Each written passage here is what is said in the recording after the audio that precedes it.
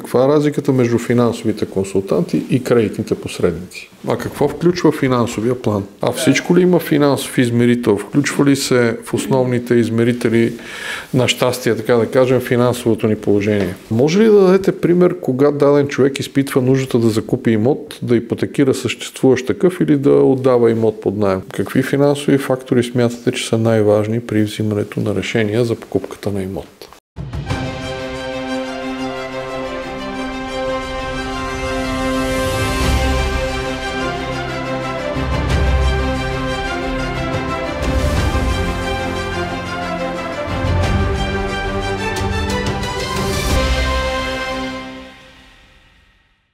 Вие сте с епизод 9 на предаването Квадратен метър. На гости са ми двама финансови консултанти, Стефан Гоцин и Силвия Домозова. Давам думата на тях да се представят за вас нашите зрители. Здравейте, Антон! Здравейте на всички зрители! Аз съм Стефан, вече както чухте, с така дългогодишен опит в финансовата сфера, който изградих по време на работа си в две финансови институции, две от големите банки. Не знам дали е подходящо да им споделяме техните имена, но опита ми наложи да работя и пряко с клиенти, и да управлявам процеси в самата банка и хора. И така това ми изгради и като професионалист, и като разбиране за потребностите на крайния клиент, за възможностите, които могат да му се предоставят. И от тук дойде и желанието да заедно с Силвия да обединим усилия в една фирма, в FinPoint, нашата компания, с която да бъдем в услуга и в полза на клиентите, познавайки нещата отвътре и отвън, работейки на различни географски места в цялата страна, да мога да съм полезен с опита си и с експириенса, който имам. Добре. Аз също като колегата съм заемала различни позиции, но съм била само в един град. Имам поглед върху пряката комуникация с клиентите, различните казуси и по-интересното е с по-дистанционния начин на обслужване, което смятаме предимство, тъй като към днешна дата всички се ориентираме все повече в комуникацията си, не толкова с живите физически срещи. Моя опит също е над 15 годишен в финансовата сфера. Добре. Вие сте финансови консултанти. Каква е разликата между финансовите консултанти и кредитните посредници? Интересен въпрос. Наистина, първо искам да отбележа, че самата роля на кредитния посредник в последните години започна така да добива популярност в България, да бъде по-разпознаваема, особено след промените в законодателството. И ако кредитният посредник е един консултант, който пряко съдейства на клиента при възникнала нужда от финансиране, от получаване на някакво финансиране, в най-честия процент от случаи най-голям дял вземат ипотечното кредитиране. Те са хората, които са насреща, то финансовият консултант е малко по-комплексната роля. Финансовият консултант е човека, който започва много преди възникване на потребността от кредит, ако говорим за кредит, или дава добавената стойност за хората в изграждането и подреждането на личните финанси, така че те да бъдат готови, да кажем, за житейските предизвикателства, за техните чисто индивидуални или житейски цели, да може финансовия консултант да определи така тези цели, какъв финансов измерител имат и с какви финансови продукти могат да ги реализират по един максимално комфортен начин за хората. И разбира се, в един такъв процес на взаимоотношение с крайния клиент може да се мине и през кредитирането, през кредитното посредничество, но финансовия консултант остава и след това да помогне на човек да управлява добре този кредит, да го погаси предсрочно или да бъде до него в периоди, в които има, да кажем, някакви проблеми с доходи. А кога е най-подходящо да се направи първата среща с финансовия консултант? Т.е. когато вече е осъзната нуждата от ипотечен кредит, когато човек иска да купи, вече почва да си избира имот, да ходи по огледи или по-рано? Кратки отговор е значително по-рано, но по-скоро ще обърна внимание на това защо да го направи човек. На първо място, ако говорим и с вас, темата ще бъде основно, ще се върти около ипотечното кредитиране и финансирането на имоти, нали, как да се стигне до една така до успешна сделка от клиентите. Финансовите потребности на хората имат много по-широк аспект. И подготовката дори за покупка на един имот е добре да започне не от финалния момент, когато е крещяща нуждата от покупка на имот, а далеч преди това, за да може човек да види какви стъпки следва да измине, какви собствени средства, да кажем, трябва да подсигури за тази сделка. Да може да му се определи правилно бюджета, с който разполага, за да може, когато отива пред брокера, той да е наясно какво наистина търси, в какъв район, в какъв ценови диапазон, който спестява време на всички страни и най-малкото не води до някакви разочарования от нереални мечти, които в последствие се оказва, че не могат да бъдат. Моите лични наблюдения са, че по-малко от 50% от хората са толкова подготвени и съобразителни и обикновено с нас се свързват, когато просто казват, дошло е време, искаме да купим имот, и когато направим първа среща консултация, се оказва, че те изобщо финансово не са подготвени, изобщо. И тук е въпроса, може би, как да ги убедите вие, че това трябва да се случи по-рано и колко по-рано. То е ясно, че е индивидуално спрямо доходите на всеки, но ако искаш да си купиш имот в началото на 2025-та. Да, добър пример. Реално в някои от западноевропейските държави, например, това човек да посети банка с потребност от получаване на голям кредит и да отиде без финансов консултант е по-скоро екзотика, нали, отколкото ситуацията, която имаме в Тук сме България. Директно влизаме в банката. Аз познавам един човек в тази банка, той е много сериозен, той е на висока позиция и ще ме уреди, мен лично ще ме уреди. Това сте да чували, сигурен съм. И за съжаление все още в разбирането на много хора виждат ролята на кредитния посредник или на финансовия консултант като така наречен уреждач на кредит. Той ще ми направи много лесно неща. Той ще ме уреди. Точно така. В същото време обаче ролята и времето е много по-подходящо да бъдат изтеглени малко по-рано, за да може наистина, както при лекаря отиваме, за да ни направи диагноза и казваме абсолютно всички неща, които имаме като навици, като болешки, като желания и очакване, за да може той да ни даде... Точно така, да. Благодаря. Лизинги, стокови кредити, всичко трябва да си кажеш. Нали? Всичко това да можем да го облечем в един клиентски профил, защото аз пак се връщам на нашия опит, той е наистина доста голям и ние създаваме кредитен профил или кредитен рейтинг на клиента, който ни дава представа този клиент за кои банки е подходящ, има ли нужда да се направят предварителни действия, за да може той да изглежда наистина много по-лицеприятно за финансовите институции, когато отидем там. Да имаме достатъчно време, за да изискаме за конкретния клиент оферти, които да му представим и да можем заедно да изберем кое е най-доброто за неговия случай, не само да се водим от рекламата, защото на рекламата вашето име или моето име не стои там отгоре, на конкретна банка. Затова съветваме поне няколко месеца в аванс, най-добре е година, за да имаме време за няколко подготвителни стъпки, за акумулиране, да кажем, на някакви средства или резерв, или собствено участие. Това е важно, което казвате. Тоест, около година по-рано, преди да стартира търсенето на имота, е хубаво човек да направи една консултация с вас, да речем. Не е задължително, но е препоръчително, за да не плашиме хората, че е задължително. Нали? И ако се обърнат към нас в последния момент, вече едва ли не няма нужда от нас и всъщност ще си изгубят времето. Всъщност не е така. По-скоро най-препоръчителният срок е около година по-рано. Да. Това, че често хората естествено се обръщат към специалисти при наложен проблем, т.е. нуждата да се реагира спешно. По-скоро не ни е практика и менталитет профилактично, нали, да си правиме оглед както на здравето, така и на финансите. А всъщност това е хубаво да се промени.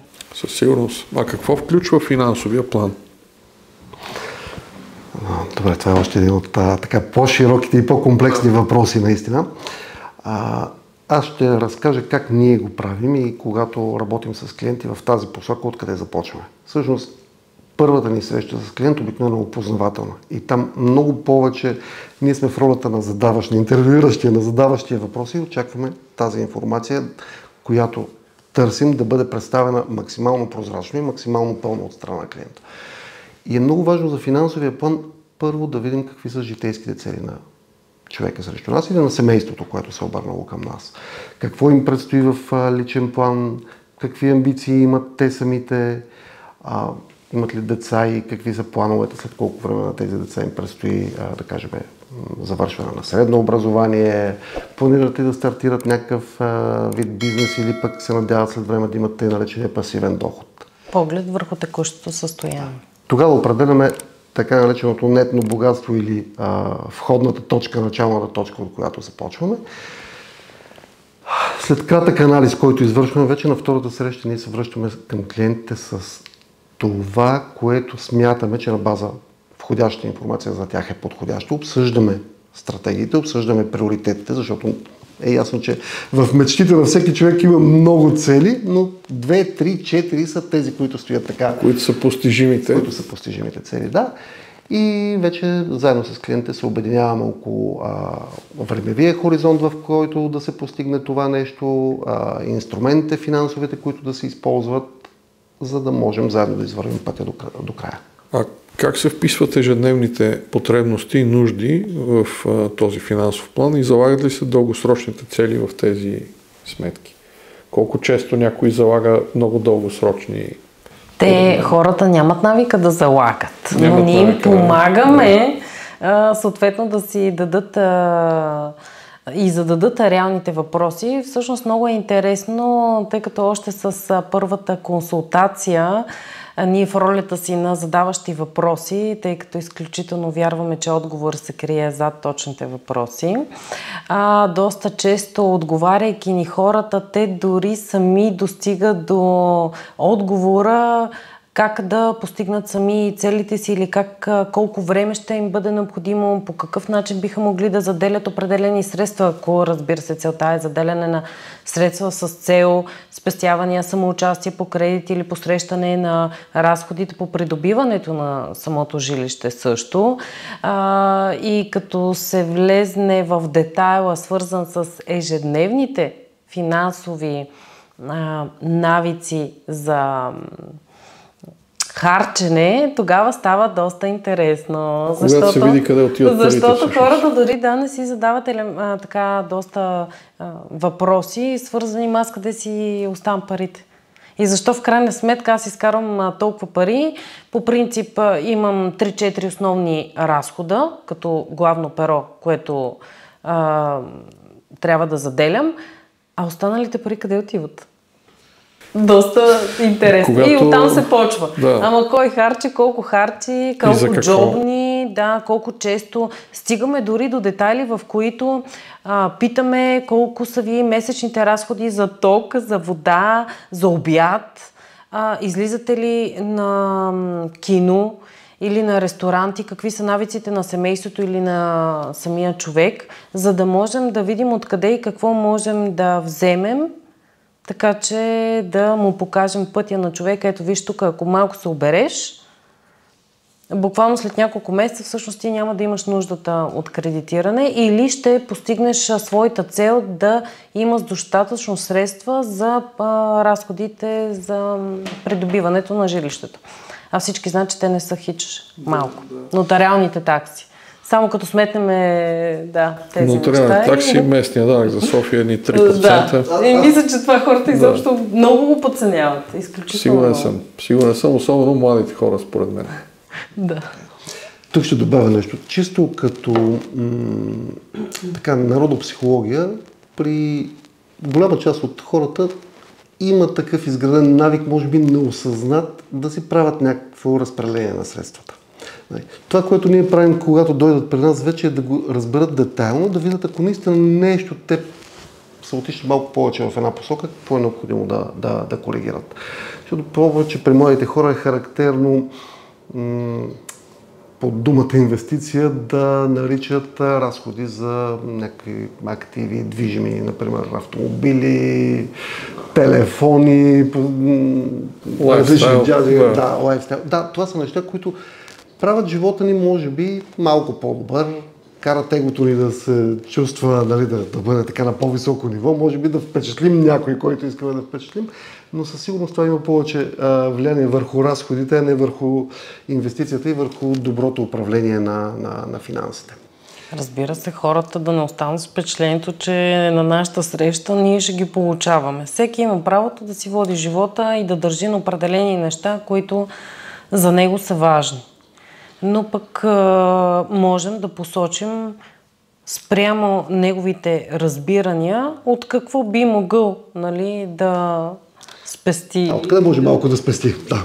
Всичко ли има финансов измерител? Включва ли се в основните измерители на щастие, така да кажем, финансовото ни положение?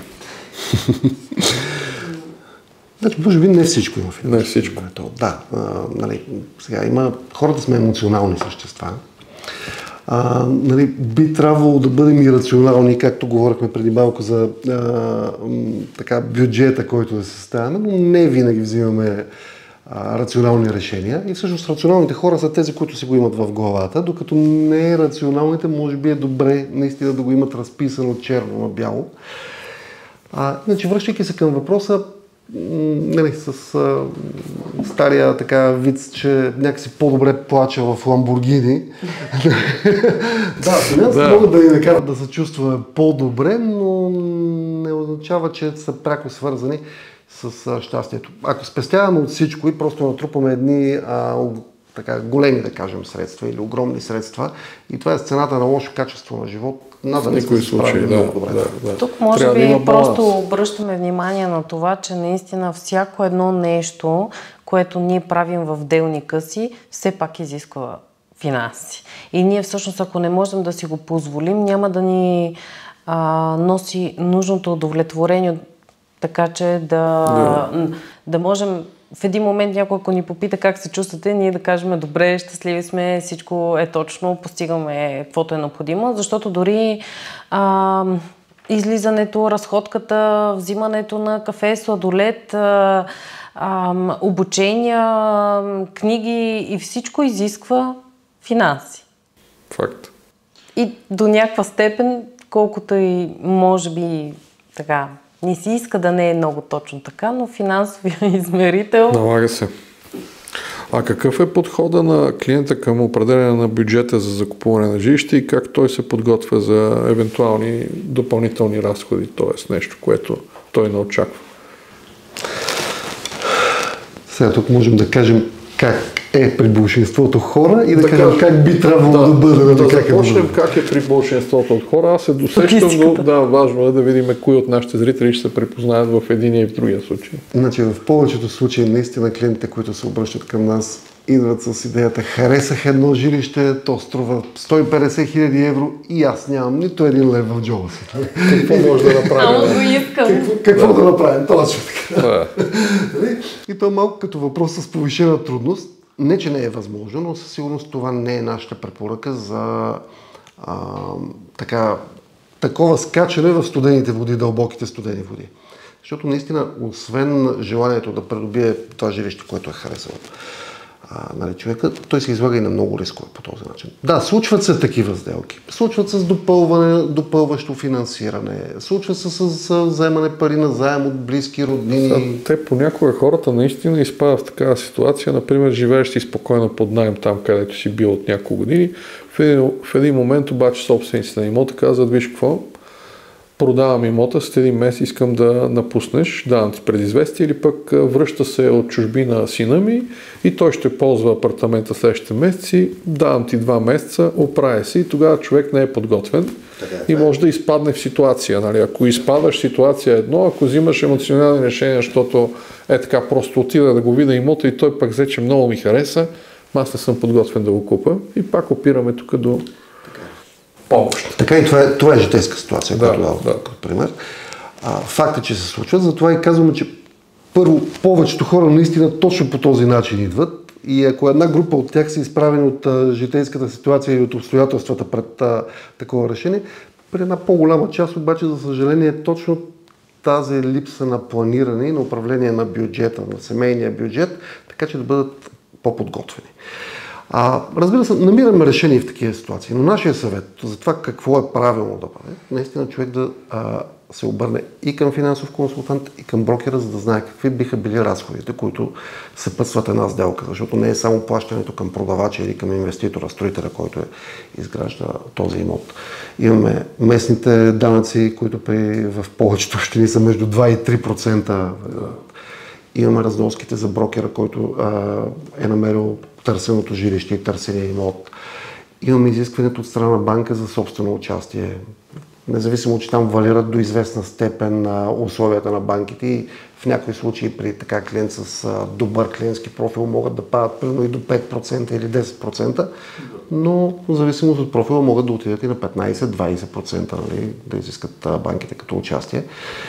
И тогава нашата препоръка не е тези средства да се вземат под формата на бързи кредити, потребителски кредити и така нататък. Или кредитни карти още кредитни карти, нали.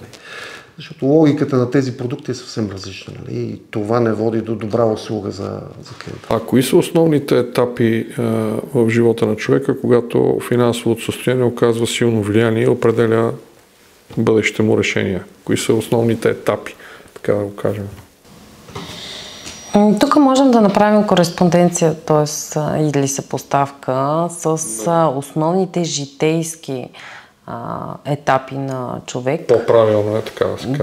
Да, когато стартира работа или обучение още в по-младите си години. Те дали осъзнават нуждата от това да се случи? Добре.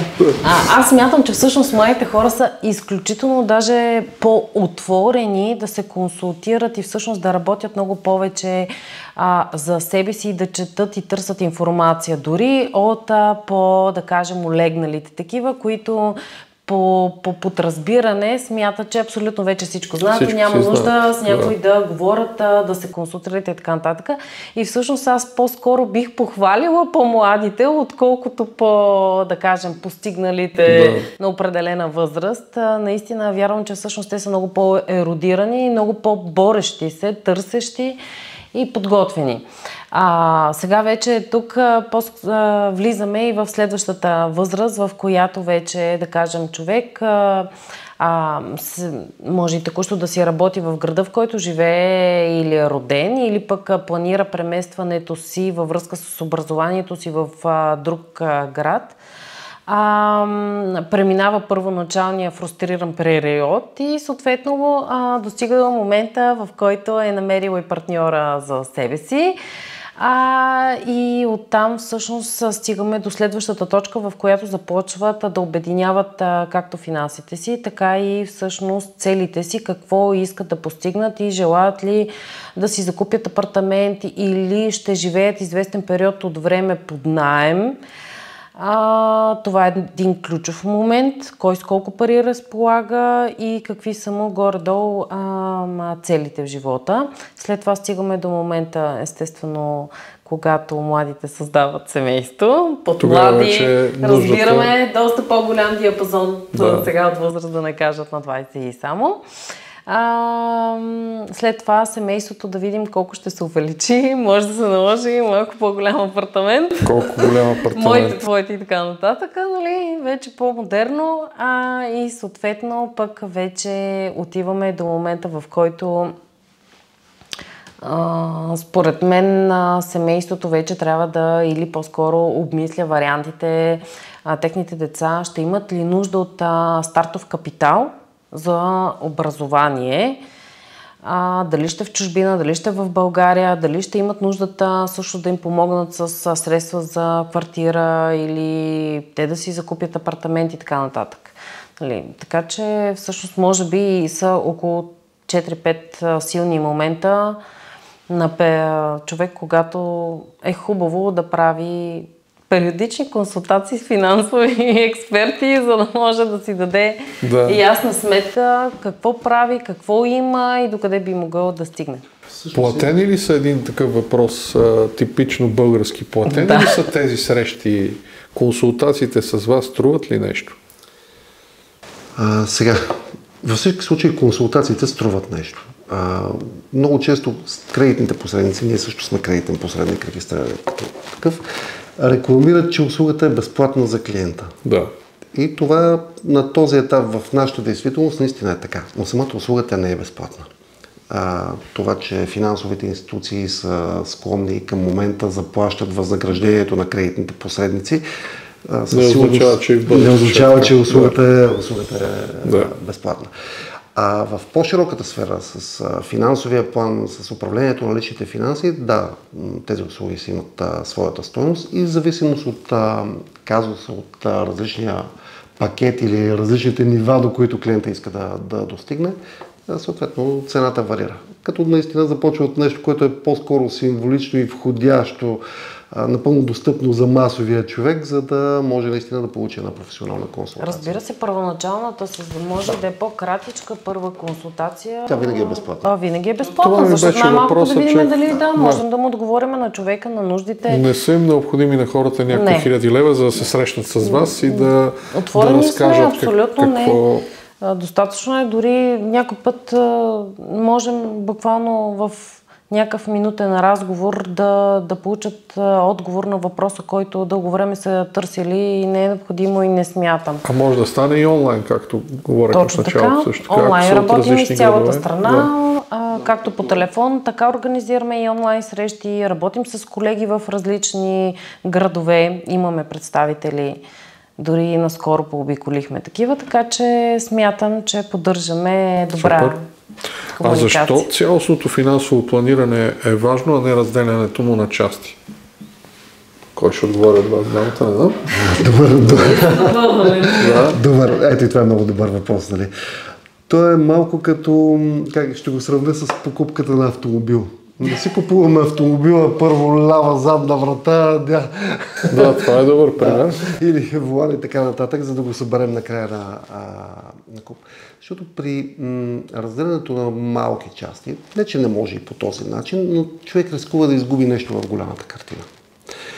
И рискува така да се озове в ситуация да каже, виж, аз правех правилни неща, за които си говорихме, че те са добре, но гледахме само частта, да кажем, с задълженията с кредитите. Да, аз погасих кредита, но зад гърба ми няма нищо. И аз какво трябва да направя? Сега трябва отново да взема следващия кредит. Нали? Казваме, че цялостната картина, нали, като тази картина не включва само финансовите услуги. Силвия много така дълбоко засегна и преди малко говорихте за темата за образованието. Всъщност, образованието може би първото нещо, в което човек трябва да инвестира. Инвестицията в себе си е най-ценната. Това няма съмнение. Завършил преди 20 години с едно добро образование, в днешния динамичен свят човек да се надява, че онези знания ще са му достатъчно. Това ще му е достатъчно, не е сериозно. Затова именно казваме, че е добре да се погледне комплексността, нали, с всички уговорки, че срещаме клиенти, които са, да кажем, големи фенове на недвижимите имоти и те разбират всичко като инвестиция само и единствено в имоти. Обратното, виждаме и обратния вариант. Хора, които казват, не, аз не харесвам имоти, дайте ми всякакви други решения. Добрият финансов план е такъв, че да имаме от всичко. Да, едното може да има приоритет наистина. Но само едно нещо по старата така поговорка да не са всички яйца в една кошница. Да. Определено ми пади. Затова съветваме да се погледне комплексно.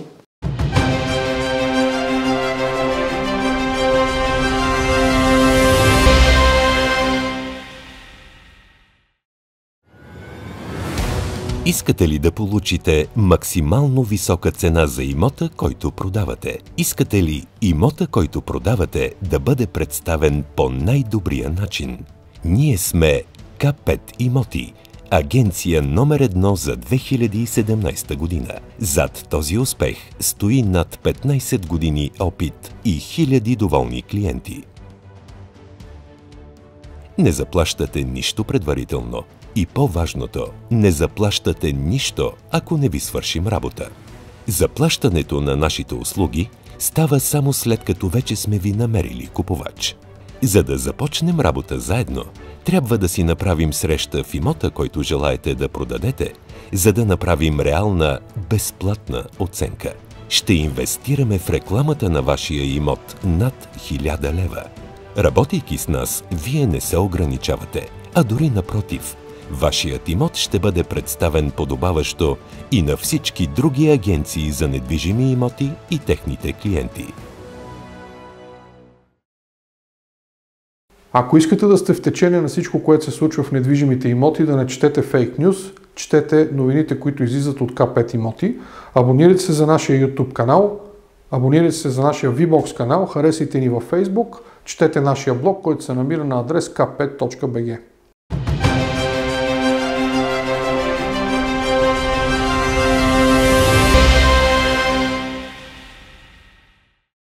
Би ми се искал да допълним относно изказванията за какво можем да включим в цялостния финансов анализ е всъщност, че е много важно да не се гледа на парче от гледна точка само за кредитните задължения, тъй като когато човек разкаже какви разходи има, включително и извън кредитите, като например за разходи за гориво, разходи за наем или разходи за ежедневни нужди, дори и за пътувания, ресторанти, но за страховки, дали поддържат застраховки, дали не поддържа, вече е доста включено и такса вход, защото когато са намесени и компании, които всъщност са тип етажна собственост и така нататък, изискват достатъчно голяма такса. Всъщност това е много важно да се вземе предвид цялата картинка и да видим всъщност конкретен човек с колко пари наистина разполага и би могъл да си позволи като вноска месечна за новия си кредит. Тъй като обикновено хората не си задават такива въпроси и казва, аз имам толкова пари, вноската по кредита е толкова, значи аз мога да си я позволя, няма какво да го обмислям. Да, за сметка на нещо друго обаче. Но всъщност, после като тегли чертата, се оказва, че изобщо всъщност няма как да си я позволи, защото би му натежал в дългосрочен план със сигурност. Просто няма как да постигне това. А какво може да очакваме от служител, който е представител на дадена компания, на дадена фирма, който единствено може да запознае клиента с услугите, които са продуктите на неговата фирма, тази за която работи? Де-факто. Да, за това всъщност доста често и произлезе тази професия, да кажем, и всеки казва независим кредитен консултант или независим финансов консултант, точно с идеята да покаже, че всъщност той не е обвързан с конкретна фирма и не продава продуктите и услугите точно на тази конкретна фирма. Там служителите са все пак и задължени, имат и фирмена политика, която трябва да спазват. Той няма как да каже, знаеш какво, в съседната банка са много по-изгодни лихвите по кредити, за какво още идваш при мене? Айде, ако обичаш напусни. Да. И всъщност, този служител просто би могъл да консултира клиента единствено до границите на това, което предлага неговата фирма, към която той работи. Всъщност, това е голямата разлика, че финансовия консултант независим, той е на страната на клиента. Той работи от страната на дадена компания. А не на дадена компания. Интересът е съвместен. Ако клиентът е доволен и той си свърши целта, за която решил, например за ипотечния кредит, финансовия консултант също е доволен и той получава възнаграждение. Да, казахме, при кредитното посредничество това се получава от банките.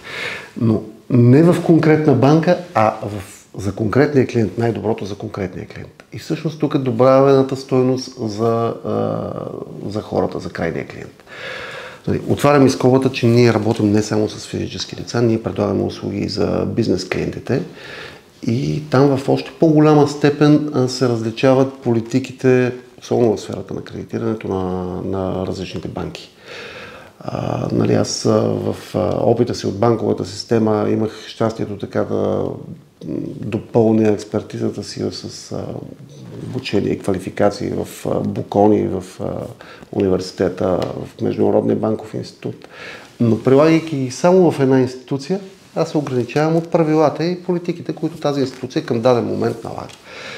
Сега тази част от квалификацията е много по-полезна, защото при един финансов анализ на физическо или юридическо лице, аз мога да му разгърна целия пазар, и той да има достъп до може би не целият, но почти целият финансов пазар. Не само тук пак стигаме до въпроса до как да се разглежда разликата между финансовия и кредитния консултант. Защото кредитният консултант, примерно, ще се спре относно само характеристиките на кредитния продукт в конкретната финансова институция, докато финансовия консултант задава въпроси, свързани и с това какви допълнителни продукти ползва въпросния клиент и какви нужди има. Се започва от ежедневното банкиране, преводите, застраховката, която обичайно върви, нали, с кредитите, дали ще имуществената застраховка, здравната, животозастраховането, колко е свикнал да банкира и какво банкиране търси, основно интернет и мобилно банкиране или предпочита физическото посещение на филиала, както и той спомена, ние работим с доста и предприемачи, т.е. фирмени кредити. Не гледаме само колко ще му струва кредита в конкретна банка, ами задаваме и допълнителни въпроси. Всъщност ти колко оперираш, колко ще ти струва това като ежедневно банкиране, т.е. като разход.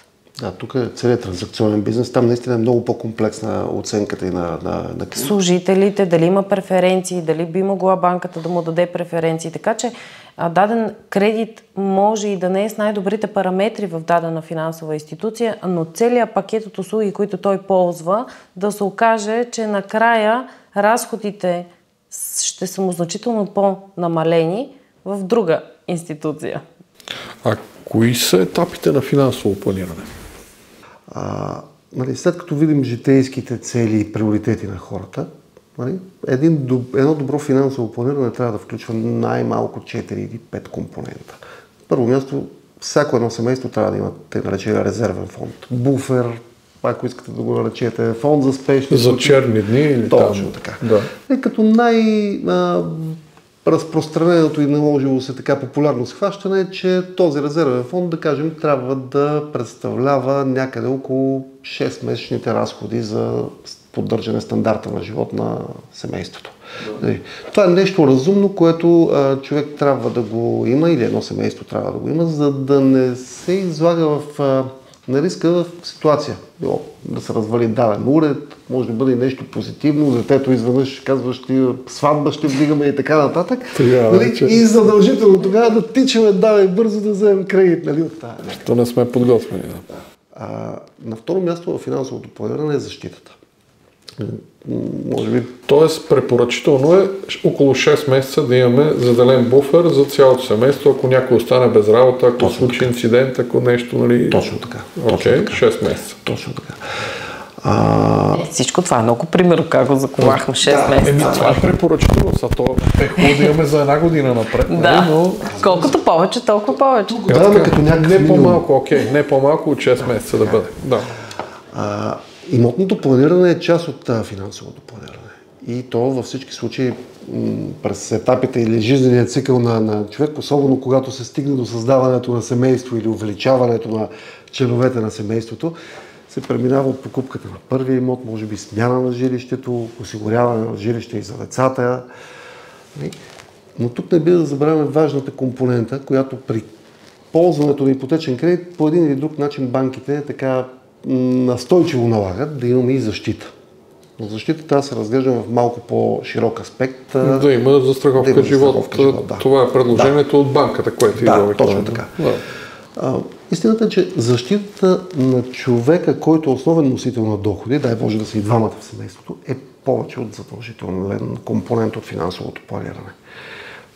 Пак ще работя с един хипотетичен пример. Ако си имаме една машинка, която всеки ден ни, да кажем, произвежда 1000 лева или ни печати 1000 лева и при нея имаме два риска. Някой да ни я открадне или тя да се повреди. Или да се развали. Да. Какво ще направим? Естествено ще я заключим някъде и ще я застраховаме срещу повреди, аварии и така нататък. И в същото време много хора не правят точно това с машинката, която представляваме ние самите. Затова при доброто финансово планиране и добрия финансов консултант винаги ще препоръчат това нещо да бъде включено като финансов инструмент. И простичкото правило. Колкото по-рано, толкова по-добре. Човек, докато е млад и здрав, застрахователите са много щастливи да го имат като клиент. Така, да, вноските се променят. Цената. Преди време всъщност банките мисля, че задължаваха хората, които теглят ипотечни кредити, да имат застраховка живот, но това се промени. Да. И вече не е задължително. Да, точно това щяхме да кажем, никога човек не трябва да взима решение, защото е задължително, а защото е необходимо. Да. Но вече наистина не е толкова задължително, но това не означава, че всъщност... Трябва да се неглижира. Абсолютно да се неглижира. Да, всъщност наистина продуктите, които в момента има в тази област, смятам, че са изключително полезни и биха могли да обхванат доста добри параметри, които включват както защитата, така и спестяванията, включително и вече с фокус върху инвестирането. Така че за мен застраховката живот не трябва да бъде подценявана и това, че не е задължително, значи този разход няма да го правя. Но това не е разход, нали? Както даваме за каското без да го мислиме и то просто си върви едва ли не заедно с колата, ама то дори няма и никаква възвръщаемост, нали? Докато, значи ако всеки човек даваше не само за каското, ами и за себе си. И за себе си, да. Съответно някаква вноска. Да. Значи, за да добавим вече към финансовия план, Силвия го спомена инвестирането и дългосрочните цели. Тази област все още в България наистина е малко по-непозната за большинството, за масите и там като че ли хората по-плахо така пристъпват към тази част от управлението на личните финанси. А всъщност това е, което би направило в дългосрочен план нещата по-лесни. Всъщност и по този начин можем да си осигурим така наречения пасивен доход в бъдеще. И разбира се, колкото и отдалечено и хората да не мислят за това нещо като от първостепенно значение, това е заместващия доход или пенсионната схема. Казвам иначе да се пенсионираме по-рано, но ние да си организираме пенсията. Точно така, да. Може ли да дадете пример, кога даден човек изпитва нуждата да закупи имот, да ипотекира съществуващ такъв или да отдава имот под наем? Кога възниква тази нужда? Пример. При всеки човек е абсолютно различно в различните житейски етапи, които вече засегнахме.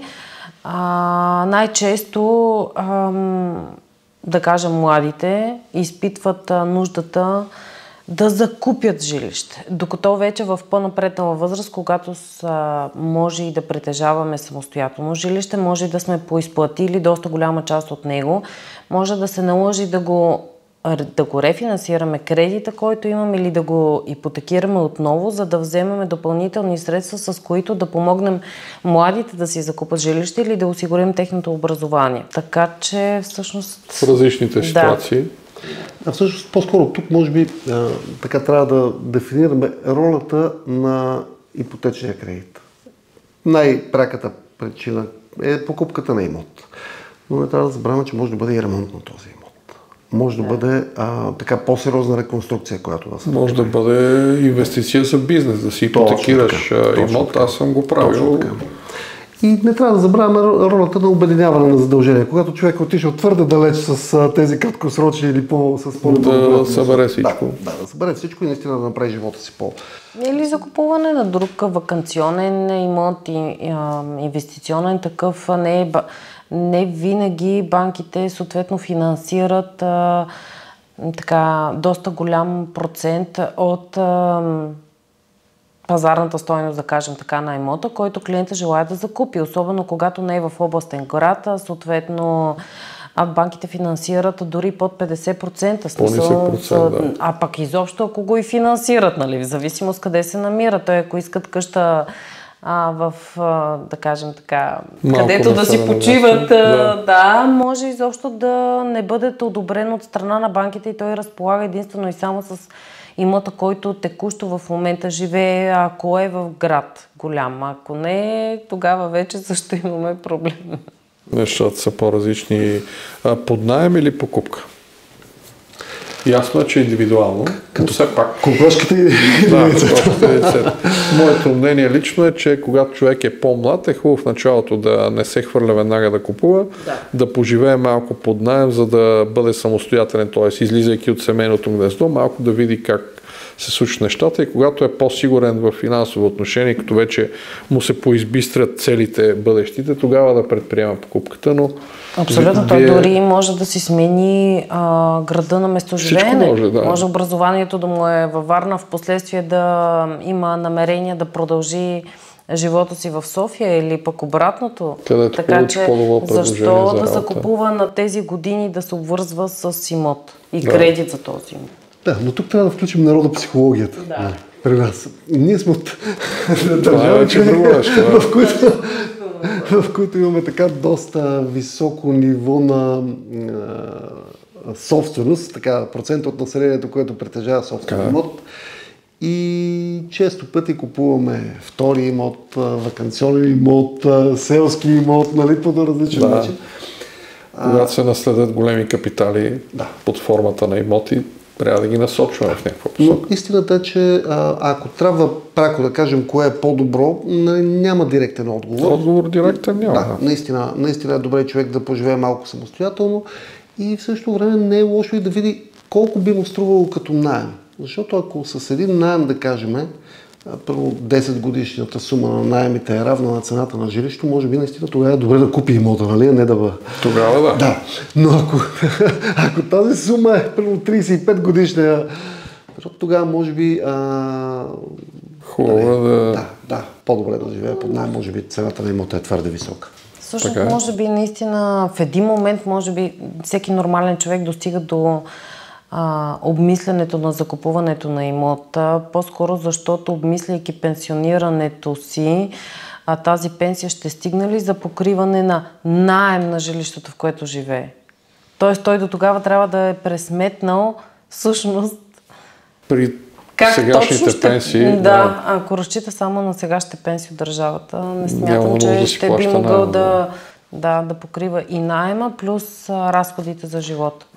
Може би до тогава вече трябва да обмисля дали ще разполага с конкретна сума, която да му позволи да закупи дори нещо малко, нали, колкото да си е негово собствено. Така, че тоест един човек, който е на 35 години, е хубаво да се замисли сериозно за подобна инвестиция, защото вече не е на 20 и дали нещата, вървейки напред, може да се окажат.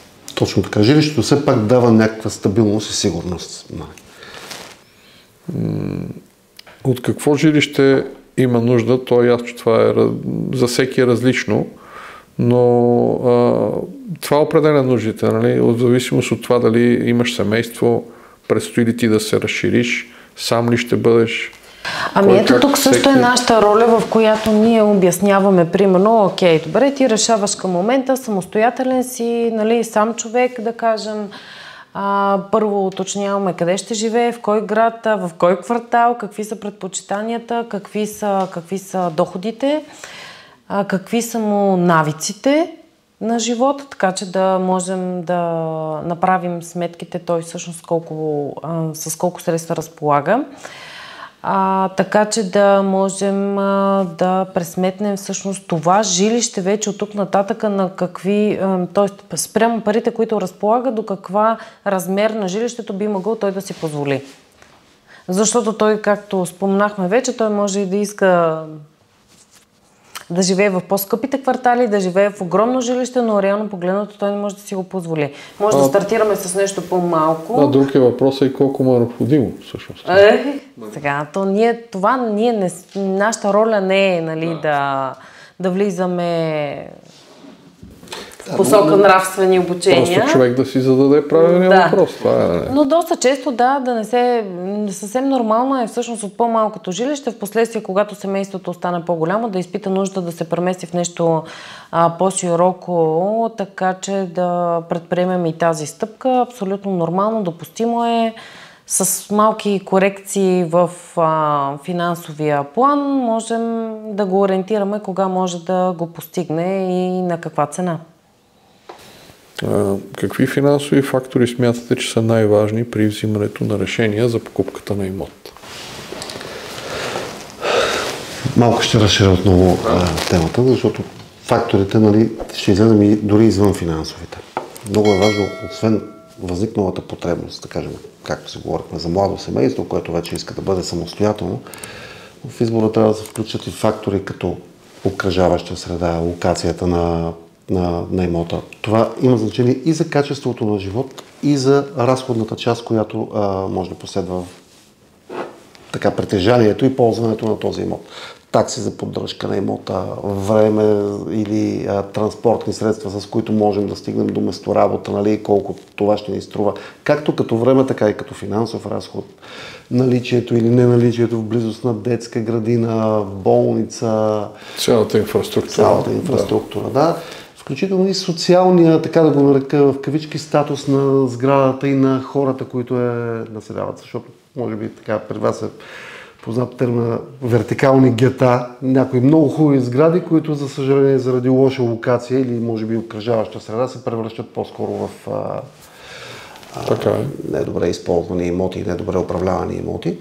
Така че всички тези фактори трябва да се вземат под внимание и при хората, освен възможностите финансовите текущи, среща с нас ще им отвори, така ще зададем и въпроса за тяхното поведение с финансовите институции в миналото, ако са имали някакви затруднения да минат през период, в който да изчистят, образно казано, лицето си, за да могат да стигнат до тази крачка. Тоест, ако имат лошо ЦКР... Да, точно така. Точно така. Този израз доби много популярност. Вече виждаме реклами, отпускаме кредити дори с лошо ЦКР. Сега, да, има ги. При нас по-скоро с такива клиенти работим с процес за възстановяване на кредитния рейтинг. Нещо, което изисква от малко повече време, разбира се. Изисква обаче доверие на клиента към нас и на нас към него и спазване на финансова дисциплина. Така че това е част от финансовите фактори, които са необходимата предпоставка, за да може клиента накрая да стигне до желаното жилище и това да бъде неговото жилище. Не това, от което ще се разочарова и след това ще тръгне да бяга. Не това, което ще вземе с неподходящ финансов продукт или кредит. Или с два кредита. Да, точно така. Потребителски за самоучастие и ипотечен. Затова казах, че ще разширя малко обхвата. А каква е вашата оценка за текущите пазарни условия и как те влияят на плановете за покупка на имот? Пазарните условия... Към настоящия момент. Първата компонента е самия пазар на имоти, който трябва да погледнем. Вече е въпрос дали не се намираме много близко до върха, така на възхода на цените, може ли да се очаква някаква корекция в посока надолу? Най-вероятно еднозначен отговор не можем да дадем. Със сигурност. Има райони, които със сигурност можем да кажем, че са може би надценени и са достъпни само за една по-малка прослойка от населението с много високи доходи, търсеща престиж и така нататък. Има и райони, които дори да изглеждат пък достъпни за много хора, може би заради локацията не бихме ги посъветвали точно там да направят инвестиция. Втората част от въпроса обаче отива вече и до пазарните условия на финансовите институции. И тук, за момента поне сме като в някаква така нирвана. България с по-ниски лихвени и ценови условия покрай отколкото в Западна Европа. Да. Но наистина хората трябва добре да разбират и да са добре подготвени за това, че няма да е все така. Най-вероятно, аз тук съм уверен, че в средносрочен и дългосрочен план нещата ще се нормализират. Най-вероятно ще станем свидетели леко на повишаване на лихвите, не очаквам драматично, но леко, и до нормализиране на ситуацията, така че в Германия, например, ипотечният кредит най-вероятно да си бъде много по-евтин, отколкото е в България, но не с тази ножица, която беше преди много време. За един, да кажем, 20 или 30 годишен период, хората наистина е добре да са готови да минат през върхове и през падове. Тези върхове могат да бъдат и промени в финансовите условия по кредите. Могат да бъдат ситуации, в които да чуят, че имота вече не има толкова скъп, колкото е бил в началото. През че ние като хора сме склонни да надценяваме това, което ние притежаваме. Да. И през периоди, в които може да има и сътресение в дохода, тя може да се обърне обратното нещо. Изведнъж тази вноска, днешната да бъде нещо толкова минимално спрямо текущата ни доходи и семейно положение, че хич да не ни затруднява. Да не играе никаква роля. Разглежда ли се закупуването на имот като финансов актив? Той, ако се купува за собствено ползване, по-скоро не може да го разглеждаме като актив, но в кои случаи може да бъде? такъв. Добре. Той според мен това доста също си зависи от самия човек как го разглежда, защото дори да е за собствено ползване, защо да не е актив. Естествено, че той може да присъства и в двете страни, в актив и в пасива. Защото като купуваш за себе си, тук вече играе и емоцията, докато ако купуваш с цел да го отдадеш под наем, въпрос по-скоро на сметки. То дори и отдаването под наем отново може да бъде пасив, ако не бъде пресметнато добре и не бъдат взети всички фактори предвид, като примерно декларирания доход от наем също има данък. Хората, на които ще попаднеш като наематели, не знаеш в какъв вид ще ти издадат отново апартамента и след тях необходимо ли да направиш основен ремонт, което всъщност да изяде твоите доходи. И всъщност прекалено луксозно или не, зависимост си обзавел конкретния апартамент и какъв наем точно му искаш, дали е средностатистически под обичайната сума и всичко останало. Така че смятам, че всъщност дори закупуването на имот, който е с цел инвестиция и носене на доходност чисто изначало да бъде тръгнато, да бъде превърнато в актив, всъщност той може да донесе пасиви на неговия собственик. Всъщност обратното. Ако едно семейство си избере доста подходящо жилище в разумен квартал спрямо техните, естествено, техния социален статус и разход, всъщност той в последствие ще му донесе абсолютен актив, защото ще може да си го изплати по-бързо и всичко останало. Тоест няма да робува, да кажем, на социалното си обкръжение. Живеят при родителите си, но карат луксозни джипове на лизинг, което ако заменят по-скъпата кола с по-разумна такава и всъщност остатъка от разхода за предходната кола влезе в закупуване на жилище, всъщност е по-голямата полза. Въпрос на приоритети. На гледна точка. И на гледна точка, на приоритети. Какви решения могат да се предприемат, за да има баланс между инвестирането в недвижими имоти и в други видове инвестиции в рамките на общ финансов? Това вече си е според обичайните разбирания за, както и коментирахме, стандартното да не бъдат слагани яйцата в едната кошница. Съответно, това много си зависи от самия човек. Колко точно от своите възможности може да насочи в инвестирането към недвижим имот. Тук, както и изначало тръгна разговора, задължително ни се съобразяваме с вижданията и ценностите на самия клиент.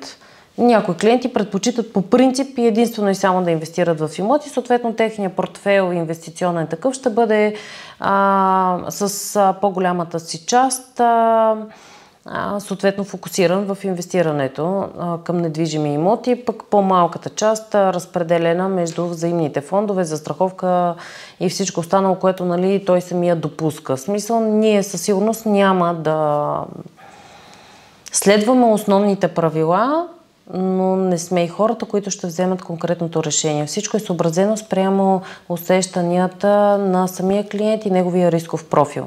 Всичко това решението следва... за клиентите. Абсолютно, да. Да, тук може би трябва да добавим препоръки. В финансовия портфел на един клиент да има инструменти, които, да кажем, по-бърза ликвидност. Защото все пак имот, ако тръгнем да продаваме образно казано на пожар един имот, най-вероятно това може да стане с доста по-сериозна отстъпка в цената, за да този актив да се превърне. Поне 2 месеца необходими и обичайни. И то това е в горещ пазар. В период на криза могат да отидат до... период на криза не е хубаво да се продава изобщо. Да. Затова казваме, че все пак баланса с разбирането за приоритета и така любимия актив за съответния клиент, но нека да имаме и една част от инвестицията да бъде в друг финансов инструмент, който с много по-малко загуби, много по-бързо във времето може да ни осигури един кеш, който може да се... А как може да се увери клиента, че закупения от него имот е финансово устойчива инвестиция в дългосрочен план? Аз имам идеи по въпроса, но интересна ми е и вашата гледна точка. Ще се върна така само като препратка на казаното преди малко. Първо, нали, при имота локация са трите, нали, основни правила, нали, важни елементи. Говорихме и за сградата. Тук наистина трябва да се влезе в повече детайл по отношение на дори на самото строителство. Енергийната ефективност, коса на сградата, защото не само като цена, а и като възможност да получим кредит с определени параметри, това оказва влияние върху офертата, която можем да получим от... Да, когато има сертификат за енергийна ефективност, банката е склонна да даде по-добри условия. Когато е в класове А и Б обикновено, това е така критерия, който при финансовите институции оказва благоприятно влияние да понижат допълнително цената за клиента. Нали, умението да се менажират имоти, нали, тук по-скоро не е самия имот, а собственика на имота или компанията, на която той е доверил управлението на имота, го превръща в по-успешен или не толкова успешен финансов актив. Добре. Каква следва да бъде стратегията за управление на риска, свързан с покупката на имот и възможните промени в пазарните условия в бъдеще? Много хубав въпрос. Може би времето е подходящо, тъй като виждам горещия пазар и виждам как много хора взимат наистина към днешна дата, прави впечатление, емоционални решения. Много бързо, защото следващия купувач чука и ще го пробва. Факт е. И е факт, може би, че предстоящото влизане на България в еврозоната представлява предпоставка за още малко допълнително повишение на цените на еврото. Да, има такава. Да. Тук може би и при вас вашата роля е много важна, защото макроанализа на един имот, макроинформацията за цените, които са достигнати да кажем, на Софийския пазар, сравнен да кажем с Виена или с Атина. Когато се доближим много близо до тях или пък ако отидем над техните цени, нали, като градове, които може би дават малко по-високо все още качество на живот, някои по-чувствително по-високо, това ще означава, че някои имоти може би вече са отишли твърде високо. По всяка вероятност. Да. За да бъде един клиент добре подготвен наистина, защото когато купува за живее на имот, за семейството, нали, това не е само инвестицията, която ще търси като запазване на стойността на капитала или да отдава под наем и да носи приход, и тогава човек може да бъде принуден да купи дори и в пазар, който е много горещ и на най-върховата точка. Не е най-доброто нещо, което може да чуе, но когато необходимостта и потребността е тази и аз трябва със семейството си да живея някъде, аз ще стигна до сделка с имота. За да съм подготвен, наистина, нека да имам финансовия буфер, за който си говорихме за поне 6 месеца. Нека в сделката да участвам не да търся кредитиране на 95 или 100%, ами да се опитам с собствени средства да по-голямо самоучастие, по-спокойно се излиза от сделката. Точно така, да. Независимо, че това най-вероятно никой човек не купува с идеята, че ще му се наложи да излезе, защото не може да си обслужва, да кажем, кредита, но това е възможен изход. И предварителната подготовка прави този изход по-благоприятен до някъде за нас. Защото обикновено банките не кредитират 100% от стойността на имота. Те оставят един осигурителен марж. Самоучастие. Да. В доходите да не бъдем прекалени оптимисти, ако работодателят ни е дал един месец бонус и да кажем, ето моето възнаграждение от тук насетне ще е непрекъснато такова. Да. Така че факторите са в посока трезв анализ на финансовото състояние и малко по-голям дял от собствена гледна точка на инвестиция в този имот, за да бъдем по-сигурни, че дори неблагоприятните периоди няма да ни изненадат до степен, в която не само да сме разочаровани, ами да сме финансово притиснати от обстоятелствата.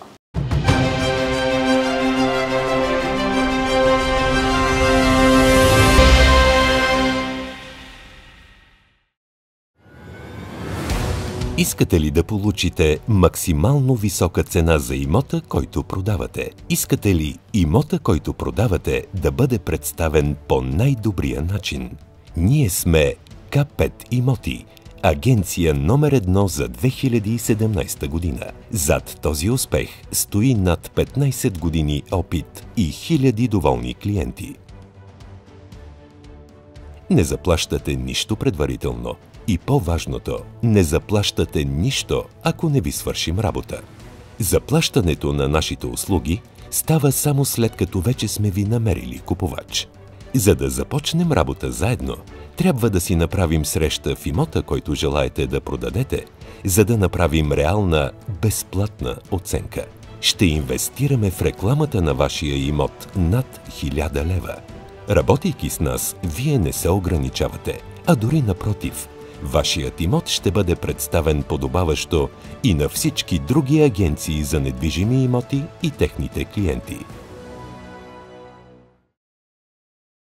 Ако познавате някой, който продава тристаен или по-голям апартамент в София, моля незабавно го свържете с мен, за да получи гарантирана защита от финансова загуба чрез безплатен анализ от професионалист на цените на недвижимите имоти в неговия район към момента на продаване. Освен това, клиентите на К5 имоти получават между 7 и 16% по-висока цена, ползвайки нашите посреднически услуги, които отдавна са доказали своята ефективност. Аз се казвам Антон Илиев и имам зад гърба си повече от 18 години практически опит и непрекъснат трудов стаж на първа линия в продажбите на недвижими имоти. Ако искате да сте в течение на всичко, което се случва в сферата на недвижимите имоти в София и в страната, абонирайте се за нашия YouTube канал, последвайте ни във Facebook, последвайте ни в TikTok, последвайте ни и в VBOX.